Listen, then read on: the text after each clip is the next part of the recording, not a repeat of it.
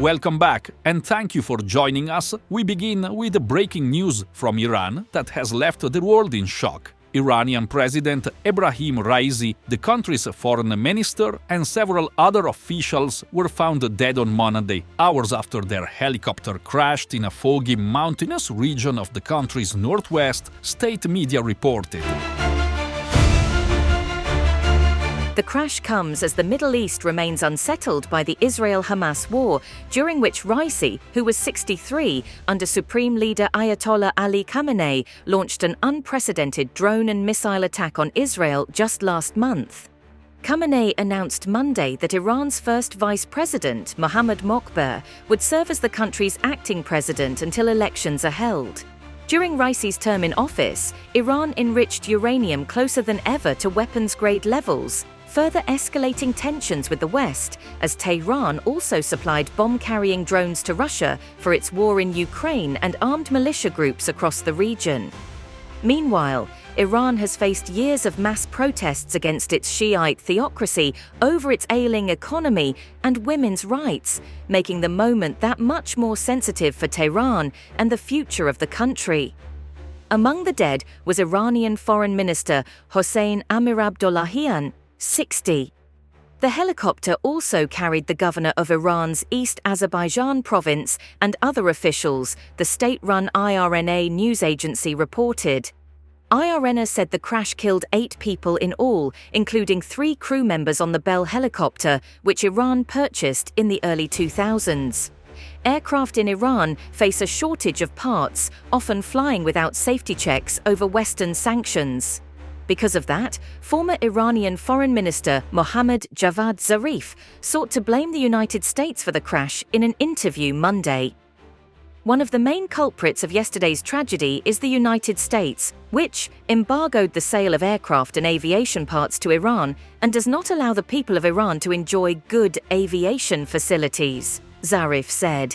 These will be recorded in the list of U.S. crimes against the Iranian people. The US has yet to comment publicly on Raisi's death. Early Monday morning, Turkish authorities released what they described as drone footage, showing what appeared to be a fire in the wilderness that they suspected to be wreckage of helicopter. The coordinates listed in the footage put the fire some 20 kilometers and 12 miles south of the Azerbaijan-Iranian border on the side of a steep mountain. Footage released by the IRNA early Monday showed what the agency described as the crash site, across a steep valley in a green mountain range. Soldiers speaking in the local Azeri language said, "There it is, we found it." Condolences started pouring in from neighbors and allies after Iran confirmed there were no survivors from the crash. Pakistan announced a day of mourning, and Indian Prime Minister Narendra Modi said in a post on X that his country stands with Iran in this time of sorrow. Leaders of Egypt and Jordan also offered condolences, as did Syrian President Bashar Assad.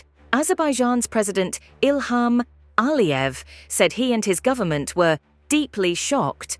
Raisi was returning on Sunday after traveling to Iran's border with Azerbaijan to inaugurate a dam with Aliyev when the crash happened. Turkish President Recep Tayyip Erdogan conveyed his condolences. Russian President Vladimir Putin, in a statement released by the Kremlin, described Raisi as a true friend of Russia. Khamenei, who had himself urged the public to pray Sunday night, stressed the business of Iran's government would continue no matter what. Under the Iranian constitution, Iran's vice-first president takes over if the president dies, with Khamenei's assent, and a new presidential election would be called within 50 days. Khamenei's condolence message Monday over Raisi's death declared 5 days of public mourning and acknowledged Mokhber had taken the role of acting president. Mokhber had already begun receiving calls from officials and foreign governments in Raisi's absence, state media reported. An emergency meeting of Iran's cabinet was held as state media made the announcement Monday morning. The cabinet issued a statement afterward pledging it would follow Raisi's path and that, with the help of God and the people, there will be no problem with management of the country. A hardliner who formerly led the country's judiciary, Raisi was viewed as a protégé of Khamenei, and some analysts had suggested he could replace the 85-year-old leader after Khamenei's death or resignation. With Raisi's death, the only other person so far suggested has been Mojtaba Khamenei, the 55-year-old son to the supreme leader. However, some have raised concerns over the position being taken only for the third time since 1979 to a family member, particularly after the Islamic Revolution overthrew the hereditary Pahlavi monarchy of the Shah. Raisi won Iran's 2021 presidential election, a vote that saw the lowest turnout in the Islamic Republic's history. Raisi is sanctioned by the US in part over his involvement in the mass execution of thousands of political prisoners in 1988 at the end of the bloody Iran-Iraq war. Under Raisi, Iran now enriches uranium at nearly weapons-grade levels and hampers international inspections. Iran has armed Russia in its war on Ukraine, as well as launched a massive drone and missile attack on Israel amid its war against Hamas in the Gaza Strip. It also has continued arming proxy groups in the Mideast, like Yemen's Houthi rebels and Lebanon's Hezbollah. Meanwhile, mass protests in the country have raged for years. The most recent involved the 2022 death of Mahsa Amini, a woman who had been earlier detained over allegedly not wearing a hijab or headscarf to the liking of authorities.